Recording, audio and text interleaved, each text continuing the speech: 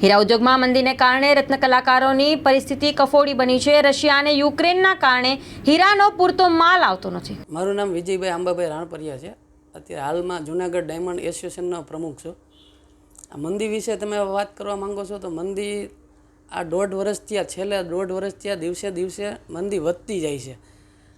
Ukraine ને રશિયાના યુદ્ધ પછી રોજ માહોલ બગડતો જાય છે મંદીમાં। આવી મંદી તો 2008માં નહોતી, આ એનાથી વધારાની મંદી છે। અત્યાર સુધીમાં કોઈએ મંદી ના જોઈ એવી એટલી લાંબી આ મંદી ચાલી છે। આમાં લોકો બહુ ગંભીર રીતે પીડાય છે। કારખાનેદારો અત્યારે કારીગરોની રોજીરોટી કેમ હાલે એ રીતને એડજસ્ટ કરીને થોડા ઘણા ઘરના પૈસા નાખીને કારખાનેદારો વાત કરતા હોય એવી રીતે કે અમે થોડા ઘણા ઘરના પૈસા નાખીને આ કારીગરો સચવાઈ રહીએ એવી રીતે અમે એડજસ્ટ કરીને અત્યારે હાંકીએ છીએ।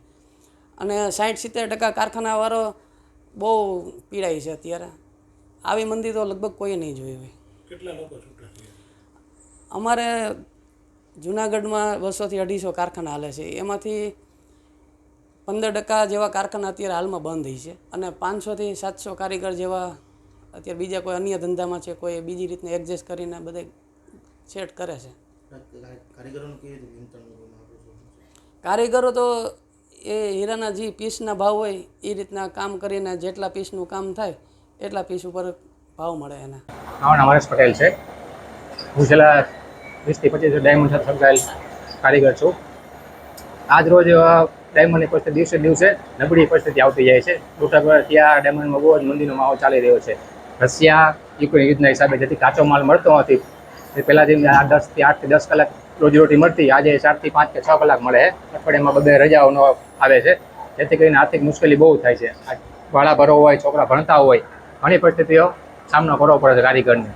સરકારશ્રીને અમારી અપીલ છે કે આમાં કોઈ જ્યારે ખરે આર્થિક પેકેજ જાહેર કરે અથવા તો કોઈ રસ્તો કાઢે જેથી કરીને આવતો સમય ડાયમંડ માટે સારો નીકળે અને જોઈએ પ્રમાણમાં કારીગરને રોજીરોટી મળે અને એક સારો ધંધો છે તો પબ્લિકના ડાયમંડ કારીગરને સારો સમય આવે એમ।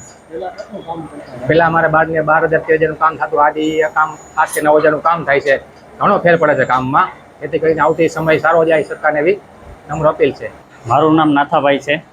હું જૂનાગઢ આંબાવાડી વિસ્તારની અંદર ડાયમંડનું યુનિટ ચલાવું છું અને નાનું એવું યુનિટ ચલાવું છું, પણ પરિસ્થિતિ એવી છે આજ 1.5 થી 2 વર્ષ થયા કે સમય એટલો નબળો છે કે અમે કારીગરોને કામ નથી આપી શકતા અને અમે પોતે પણ આમાં મૂંઝાઈએ છીએ।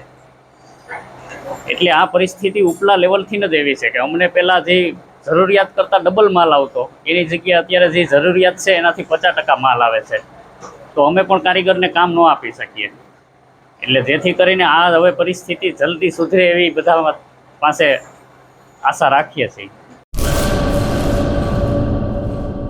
ગુજરાત લોકસભા ચૂંટણી બેઠક પર પોતાના વિસ્તારમાં સારી રીતે કવરેજ અને રિપોર્ટિંગ કરી શકે તેવા રિપોર્ટર અને કેમેરામેનની જરૂર છે। કોન્ટેક્ટ 97 252 061 23 24 26।